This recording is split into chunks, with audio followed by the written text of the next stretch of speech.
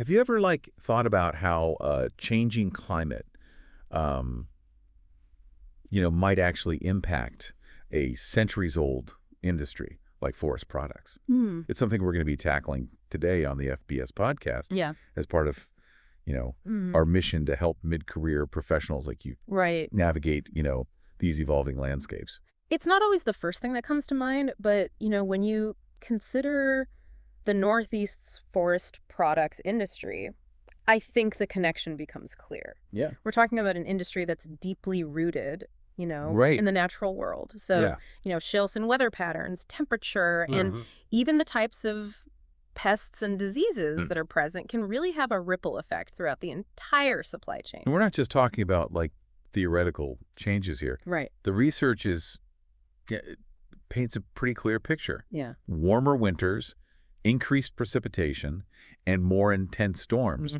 are already becoming the norm in the Northeast. What does this mean for the people working in the forests, at the mills, and everywhere in between? Well, one of the most immediate impacts, I would say, is on the harvesting season itself. Traditionally, logging operations relied on frozen ground to support the heavy equipment Mm. and, minimize damage to the forest floor. Hmm. But with shorter, less reliable winters, Yeah. that window of opportunity is shrinking, Yeah. and it's forcing loggers to adjust their schedule and strategies. I imagine that creates a lot of uncertainty for everyone involved. Absolutely. The toolkit that we're looking at Okay. highlights this through real-world examples of Oh. loggers who've had to delay harvests because of unexpected rain or grapple with, soft ground conditions that make it difficult to operate machinery safely and efficiently. Mhm. It's a real juggling act, and it requires a lot more flexibility and communication than in the past. Okay, so this toolkit you mentioned. Yeah. It's a publication that is focused on climate adaptation in the Northeast's forest products industry, right? Right. It seems like a pretty valuable resource Yeah. for anyone who is working in this sector. Definitely. It's packed with practical advice and case studies from folks who are already dealing with, these climate-related challenges. Mm-hmm. One of the key takeaways, I think, is the need for innovative solutions. Okay. For example, some loggers are investing in specialized equipment, like low-ground pressure machinery, that can operate in wetter conditions without causing, as Yeah. much soil compaction. So it's about finding ways to work smarter, Yeah. not harder. Exactly. Mhm. And it's not just about the equipment itself. Right. Loggers are having to become more sophisticated in their planning and project management. Yeah. They need to be able to anticipate potential problems, assess site conditions carefully, and adjust their approach on the fly. I'm seeing a lot here about the importance of best management practices, or Yeah. BMPs. Right. Could you explain what those are Yeah. and how they're being impacted by climate change? Sure. Best management practices are essentially a set of guidelines Okay. that are designed to minimize the environmental impact of forestry operations. Mhm. They cover everything from protecting water quality to minimizing soil erosion to preserving wildlife habitat. So they're kind of like a rule book for responsible forestry. You could say that. The challenge is that, many traditional BMPs were developed based on predictable weather patterns. Right. But now, with all the variability that we're seeing, Yeah. it's becoming more and more difficult to apply those practices effectively. So even if a logger wants to follow the rules, Mother Nature might throw a wrench in the works. That's a good way to put it. The toolkit offers some interesting examples All of right. how people are adapting BMPs to this new reality. Go. For instance, using portable bridges to cross streams during wet periods, Mm. or developing new techniques for stabilizing slopes Oh. that are prone to erosion. It sounds like it requires a lot of creativity and problem solving. Absolutely. And it also highlights the need for ongoing training and education. Loggers need to stay up to date on the latest science and best practices, and they need to be able to share information and learn from each other's experiences. Speaking of sharing information, the toolkit seems to emphasize the importance of collaboration. Yeah. Why is that so crucial in this new climate reality? Because no one can do this alone. Mm-hmm. Landowners, foresters, loggers, mills, Yeah. they all need to be on the same page, communicating openly and sharing information about weather conditions, road access, potential delays, and anything else that might impact operations. Like a giant puzzle Right. that everyone needs to work together to Yeah. fit the pieces in. Exactly. And that collaborative spirit is evident in some of the innovative partnerships that are emerging. For example, some mills are working directly with loggers to provide training on climate-smart BMPs or even helping them purchase new equipment that can handle wetter conditions. So it's about moving beyond that like traditional buyer-seller relationship and Yeah. becoming more like partners. That's a good way to think about it. And it's not just about mills and loggers. Oh. We're also seeing landowners forming cooperatives to share resources, knowledge, and best practices. There's a growing recognition that we're all in this together and that by working together, we can overcome these challenges and create a more resilient future for the forest products industry. So we've talked about how climate change is impacting like the harvesting side of things. But what about the mills? Yeah. Are they feeling the effects too? Absolutely. Mills rely on a consistent supply of timber to keep their operations running smoothly. Right. But with all the disruptions that we've been discussing, mills are having to adapt their procurement strategies to ensure they have the wood they need. Could you explain what you mean by procurement? Procurement is simply the process of acquiring the raw materials, in this case timber, that mills need to produce their products. In the past, it was a relatively predictable process. Right. Mills had established relationships with suppliers and could generally anticipate how much wood they'd receive each season. But that predictability is fading in this new climate reality. Exactly. Now mills are having to be much more flexible and proactive. Okay. They're diversifying their supplier networks, reaching out to smaller loggers, exploring new sources of timber, and even considering alternative wood species that might be less susceptible to climate impacts. So instead of relying on a few large suppliers, they're casting a wider net. That's a good analogy. And it's not just about finding new sources of wood. Right. Mills are also having to adapt their operations to handle a wider range of log sizes and qualities. This might involve investing in new processing equipment or adjusting their production schedules. It's all about being nimble and responsive to the changing dynamics of the supply chain. So it's not just about finding new sources of wood, Right. but also about making the most of what they have. Precisely. Efficiency and adaptability are becoming increasingly important for mills to remain competitive in this evolving landscape. We've been focusing a lot on like the logistical and operational challenges, but are there also environmental concerns that are being heightened by climate change? Absolutely. One of the big ones is the increased risk of forest pests and invasive species. Okay. Warmer temperatures and altered precipitation patterns can create ideal conditions for these pests and diseases to thrive and spread, which can have devastating impacts on forest health and productivity. So it's not just about dealing with wet ground or shorter winters. Right. Now there's a whole other layer of complexity to factor in. That's right. The emerald ash borer, for example, has already decimated ash populations in many parts of the Northeast. Right. This not only creates ecological challenges, but also economic ones, as ash was a valuable timber species. So loggers and mills have to adapt not only to the changing climate, but also to the changing composition of the forests themselves. Exactly. It's a multifaceted challenge that requires a holistic approach. And it's a reminder that the forest products industry is inextricably linked to the health and resilience of our forests.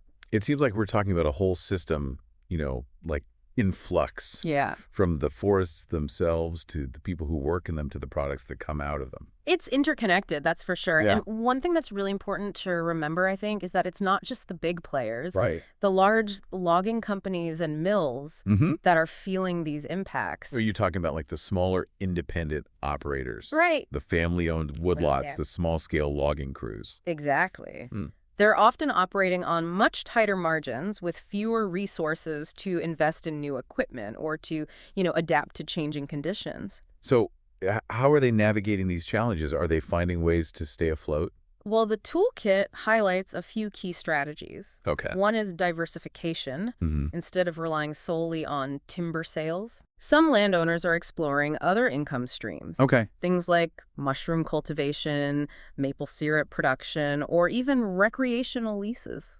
So spreading out the risk, so to speak, and finding ways to make their land, more multifunctional. That's right. And for smaller loggers, it might mean investing in smaller, more versatile equipment that can handle a wider range of terrain and weather conditions. Something that can maneuver through those tight spots and maybe even operate in wetter conditions. Exactly. And they're also getting creative with their marketing and outreach, building relationships with local mills and even direct consumer markets.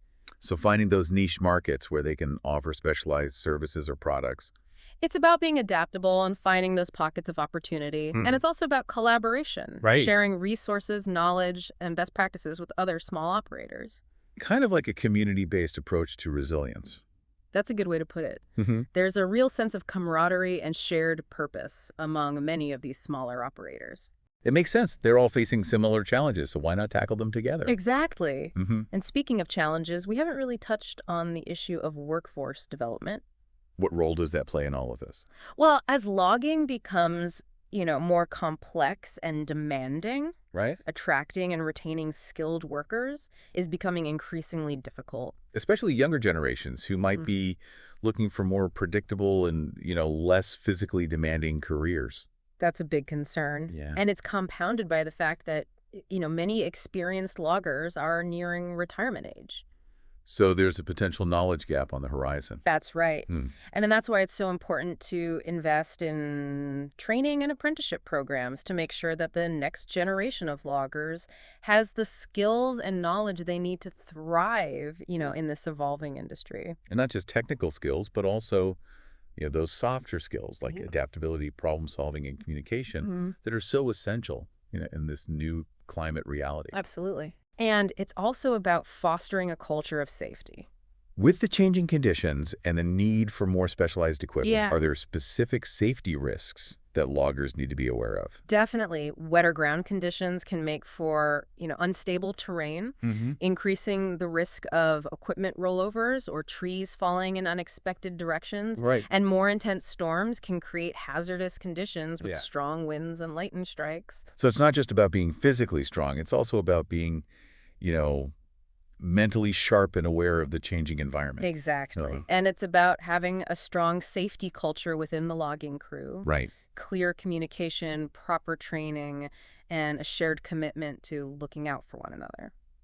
So we've talked a lot about the challenges facing the forest products industry in the Northeast, but I'm curious to hear more about the opportunities. Yeah. What are some of the innovations and trends that you're most excited about? Well, one trend that's really gaining momentum, I think, is the use of wood as a sustainable building material. So moving beyond traditional lumber and plywood and into more like engineered wood products? Exactly. Things like cross-laminated timber or CLT, which are essentially giant panels made from layers of wood glued together, are incredibly strong and durable, and they can be used to construct everything from high-rise buildings to bridges. I've seen some pretty impressive structures made from CLT. It's amazing what they can do with wood these days. And from a sustainability perspective, it's a game changer. How so? Well, wood is a renewable resource, Right. and it stores carbon. So by using wood in construction, we're essentially locking up that carbon, preventing it from being released into the atmosphere. So this is the carbon sink as opposed to concrete and steel, which are major contributors to greenhouse gas emissions. Exactly. And not only that, but wood is also a much lighter material than concrete or steel, which can reduce transportation costs and construction time. So it's a win-win, both environmentally and economically. That's the idea. And it's not just about buildings. Oh, yeah. We're also seeing wood being used in everything from packaging to biofuels to even textiles. It's like we're rediscovering the versatility of wood. That's a good way to put it. And it's exciting to see the forest products industry playing a leading role in this transition towards a more bio-based economy. So there's a lot of potential for innovation and growth in the sector. Definitely. And I think that's what makes it so exciting for mid-career professionals. Yeah. There are opportunities to learn new skills, adapt to changing markets, and be part of a truly transformative industry. It's not just about cutting down trees anymore. It's about finding creative and sustainable ways to use this incredible resource. That's right. It's about seeing the forest for the trees, so to speak. And speaking of seeing the forest, one of the things that struck me in the toolkit is the emphasis on the need for a more holistic approach to forest management. What do you mean by holistic? Well, it's about looking beyond just timber production and considering the broader ecosystem services that forests provide. Things like clean air and water, wildlife habitat, carbon sequestration, and recreational opportunities. Exactly. Hmm. It's about managing forests for multiple benefits, Yeah. not just for the wood they produce. And that's where things get really interesting because it requires a different way of thinking about forests. Moving away from that traditional view of forests as simply a source of raw materials. And towards a more nuanced understanding of forests as complex ecosystems that provide a wide range of benefits to society. And that requires collaboration, not just between different sectors of the forest products industry, but also between scientists, policymakers, and the public. It's a shared responsibility. And it's also an opportunity to rethink the way we value forests. To move beyond just the economic value of timber and consider the full range of benefits that forests provide. So it's not just about dollars and cents, it's about the well-being of our communities and the planet. Exactly. And that's what makes this conversation so important. It's about recognizing the interconnectedness of our economy, our environment, and our society. And it's about finding ways to create a future where both people and forests can thrive. It's a tall order, but I'm optimistic. Me too. There's a lot of ingenuity and passion within the forest products industry, and I believe we can rise to this challenge. And the toolkit we've been discussing provides a great roadmap for how to do just that. It's a valuable resource for anyone who wants to learn more about climate-smart forestry and be part of the solution. That optimism is contagious. And I think it speaks to the heart of what we're trying to do here on the FBS podcast to help mid-career professionals, not just survive, but thrive in the face of change. It's about seeing these challenges as opportunities for growth, innovation, and maybe even reinvention. I think that's a great point. And one of the things that really strikes me about the forest products industry is the deep sense of connection that people have to the work, to the land, and to the communities they're a part of. Right. It's more than just a job. It's a way of life. It's a legacy, too, Yeah. right? Many of these families have been working in the woods for generations. Yeah. And now they're facing this unprecedented challenge of adapting to a changing climate while also upholding those traditions. It's a delicate balance, but I think it's also a source of strength. There's a wealth of knowledge and experience embedded in those traditions, and that's invaluable as we navigate these uncharted waters. It's about finding ways to bridge that generational knowledge with the latest science and technology. Exactly. And the toolkit touches on the importance of research and development. Are there any specific areas of innovation that you think hold, particular promise for the future of the industry? One area that I'm really excited about is the use of drones and other remote sensing technologies for forest monitoring and management. Instead of relying solely on ground-based observations, we can now get a bird's eye view of the forest, collecting detailed information about tree health, Right. canopy cover pest infestations, and even the impacts of climate change. It's like having a high-tech toolbox for foresters. Exactly. And the data that these technologies collect can be used to make more informed decisions about everything from harvesting to replanting to pest control. It's about using technology to enhance our understanding of the forest and to manage it more effectively. I imagine that data also helps in planning for climate adaptation. Yeah. Right. Identifying which areas are most vulnerable to drought or storms. Right. Or which species might be best suited to future conditions. Absolutely. It's about being proactive, Right. anticipating challenges, and developing strategies to mitigate risks. And I think that proactive mindset is essential for the long-term success of the forest products industry. We've been talking a lot about the forest products industry itself. Right. But it's important to remember that it's part of a much larger system. What role do consumers and the broader public play in all of this? That's a crucial question. Ultimately, the demand for wood products drives the industry. Yeah. And as consumers become more aware of the environmental and social impacts of their choices, they can play a powerful role in shaping the future of forestry. So it's about making informed choices. Yeah. Supporting companies that are committed to sustainable practices and advocating for policies that protect our forests. Exactly. It's about recognizing that we're all part of this interconnected system Yeah. and that our choices have consequences. And I think that sense of shared responsibility is really what this deep dive has been all Yeah, about. right. It's about understanding the challenges, embracing the opportunities, and working together to create a more sustainable future for our forests and the communities that depend on them. This has been a really insightful conversation. It has. Thank you so much for sharing your expertise with us. It's been my pleasure. And to our listeners, we hope this deep dive has given you, some food for thought. Yeah. And maybe even inspired you to learn more about this fascinating industry. Remember, your professional growth is our priority here at the FPS Podcast. And don't forget, the future of our forests depends on all of us. Thanks for tuning in.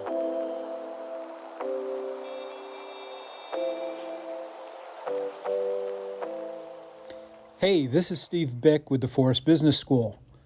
Thanks for listening to the FBS podcast, and I hope you will subscribe. The truth is, these deep dives barely scratch the surface of some of the topics we cover in the Forest Business School programs, and the podcast is a way of reaching a wider audience. Check out my website at vtfbs.com for more information. Reach out if you want to talk about one of the FBS programs or have custom training or project needs that you'd like to discuss. Again, thanks for listening to the FBS podcast.